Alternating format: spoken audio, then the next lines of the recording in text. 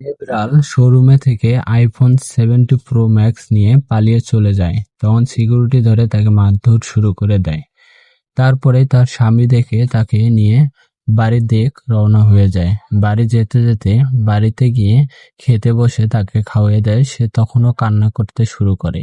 ঘরের ভিতর শুয়ে শুয়ে আইফোন 70 প্রো ম্যাক্স দেখতে শুরু করে।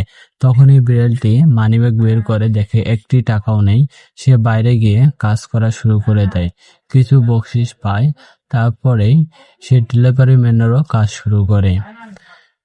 বাইরে গিয়ে আবার মাটি খুঁড়ে তখনই এগুলো টাকা অনেকগুলো টাকা পেয়ে যায়। ওই টাকা নিয়ে শোরুমে গিয়ে অন্য একটি ফোন কিনে নেয়। কিনে নিয়ে তার স্ত্রী সহকারে রাস্তা দিয়ে চলতে আরেকটি বিড়ালের দেখা পায়। বিড়ালটি তাকে আইফোন 70 প্রো ম্যাক্স দেখিয়ে মেয়েটি তার দিকে দৌড়ে চলে যান, যে একটি চুমু দেয়। এদিকে অন্য একটি বিড়ালটি বসে বসে কান্না শুরু করে।